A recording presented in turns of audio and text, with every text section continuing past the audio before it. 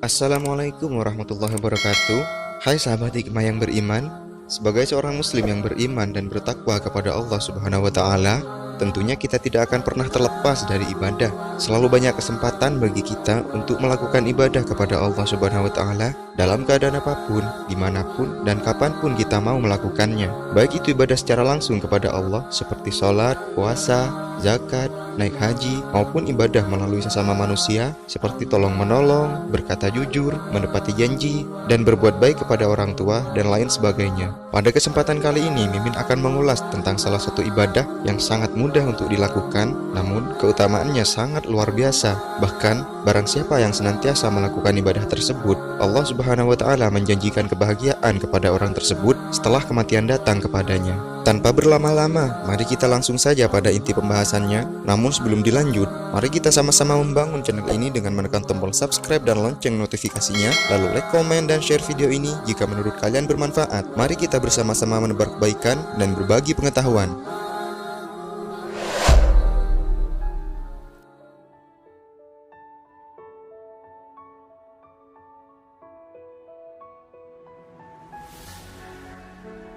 Sahabat hikmah yang beriman, segala sesuatu perbuatan atau pekerjaan baik jika diniatkan untuk ibadah, tentunya akan menambah pahala kita. Bahkan, sudah sangat sering pula kita mendengar istilah innamal a'malu binniyat, dan hal itu juga sesuai dengan salah satu hadis Nabi SAW. Diriwayatkan dari Amirul Mukminin Abu Hafiz Umar bin Khattab radhiyallahu an, ia berkata, "Saya pernah mendengar Rasulullah SAW bersabda, sesungguhnya amal perbuatan tergantung kepada niatnya, dan bagi seseorang tergantung apa yang ia niatkan." Hadis riwayat Imam Bukhari dan Muslim. Nah, tentunya dari hadis tersebut sudah sangat jelas bahwa suatu pekerjaan apapun itu tergantung dari niatnya. Bahkan, makan dan minum pun bisa menjadi suatu ibadah jika kita meniatkannya untuk ibadah. Nah, sahabat hikmah, berbicara tentang ibadah, sudahkah kita tahu apa arti dari ibadah yang sesungguhnya? Maka dari itu, mari kita simak terlebih dahulu definisi ibadah berikut ini. Dilansir dari buku Prinsip Dasar Islam menurut Al-Quran dan As-Sunnah yang sahih, karya Yazid bin Abdul Qadir Jawas, ibadah secara bahasa adalah tunduk atau merendahkan diri, sedangkan secara istilah atau syara, ibadah adalah suatu ketaatan yang dilakukan dan dilaksanakan sesuai perintahnya, serta merendahkan diri kepada Allah Subhanahu wa taala dengan kecintaan yang sangat tinggi dan mencakup atas segala apa yang diridai Allah Subhanahu wa taala, baik itu yang berupa ucapan atau perkataan maupun perbuatan yang zahir ataupun batin. Adapun ibadah terbagi menjadi tiga, yaitu ibadah hati atau qalbiyah, ibadah lisan dan hati atau lisaniyah wa qalbiyah, dan yang terakhir ibadah anggota badan dan hati atau perbuatan atau sering disebut badaniyah wa qalbiyah. Ibadah hati antara lain memiliki rasa khauf atau takut, raja atau mengharap, mahabbah atau cinta, tawakal atau ketergantungan, raghbah atau senang, dan rahbah atau takut. Ibadah lisan dan hati antara lain zikir, tasbih, tahlil, tahmid, takbir, syukur, berdoa, dan membaca ayat-ayat Al-Quran. Ibadah perbuatan fisik dan hati antara lain sholat, zakat, haji, berjihad, dan juga berpuasa.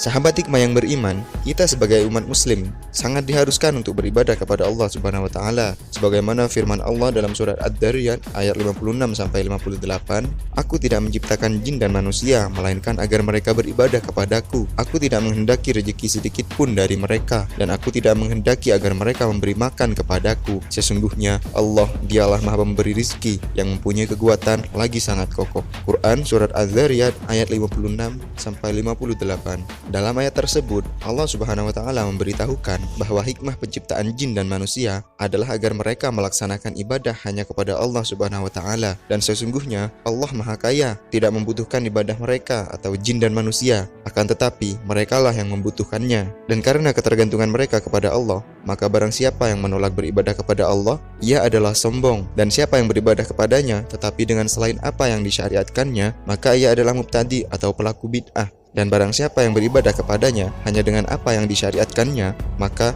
ia adalah mukmin muwahhid atau yang mengesahkan Allah. Nah, bagaimana sahabat? Apakah sudah bisa dimengerti definisi dari ibadah tadi?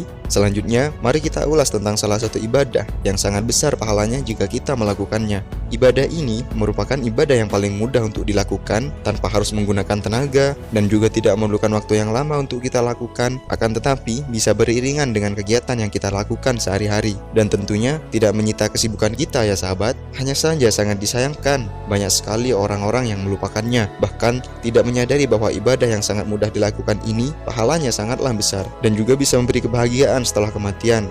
Ibadah ini adalah dzikir, yakni menyebut nama-nama Allah Subhanahu wa Ta'ala. Berikut adalah beberapa keutamaan yang kita dapatkan jika kita senantiasa berzikir kepada Allah Subhanahu wa Ta'ala.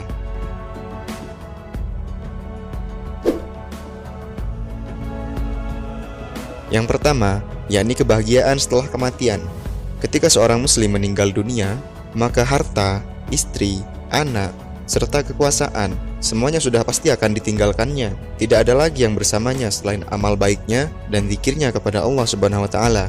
Maka saat itulah amalan zikir akan memberikan manfaat yang luar biasa bagi dirinya. Imam Ghazali memberikan ilustrasi menarik akan hal ini. Ada orang bertanya, ia sudah lenyap, lalu bagaimana perbuatan zikir kepada Allah?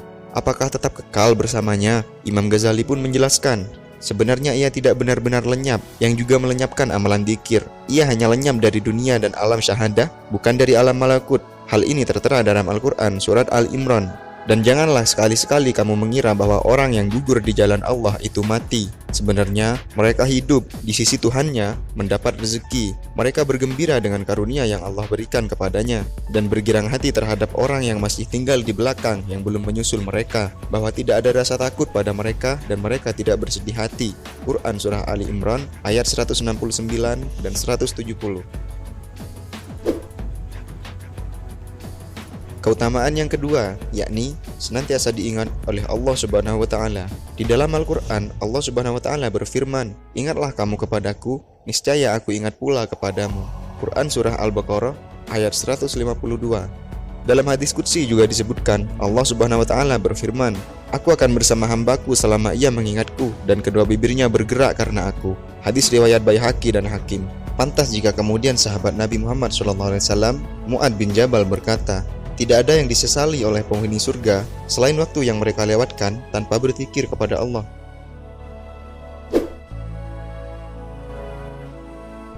Keutamaan yang ketiga diliputi kebaikan demi kebaikan.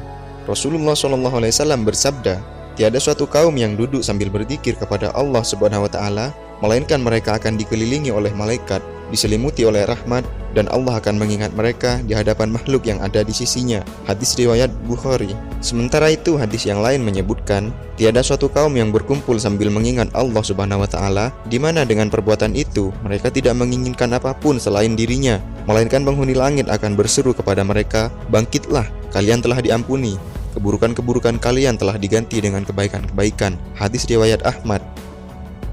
Ada beberapa hadis lain juga meriwayatkan tentang perumpamaan antara orang yang berzikir dan orang yang tidak berzikir.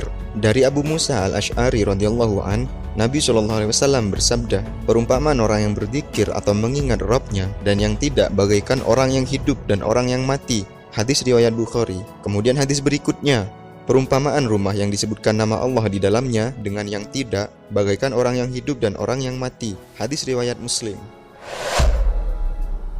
Sahabat hikmah yang beriman, semoga beberapa riwayat tadi dapat membuka mata hati kita untuk senantiasa berzikir kepada Allah Subhanahu wa Ta'ala dan mengerjakan semua hal-hal kebaikan yang sudah menjadi kewajiban kita sebagai seorang muslim. Dari beberapa riwayat di atas, sudah sangat jelas bahwa sesungguhnya pahala zikir sangatlah luar biasa dan juga zikir sangat bermanfaat sekali pada gerak-gerik hati. Semoga kita semua selalu dalam lindungan Allah Subhanahu wa Ta'ala. Amin amin ya rabbal alamin. Sekian video kali ini, terima kasih telah menonton, dan jangan lupa untuk subscribe channel ini dan aktifkan lonceng notifikasinya, lalu like, komen, dan share video ini jika menurut kalian bermanfaat. Sampai jumpa di video berikutnya. Akhirul kalam, wallahu a'lamu bishawab. Wassalamualaikum warahmatullahi wabarakatuh.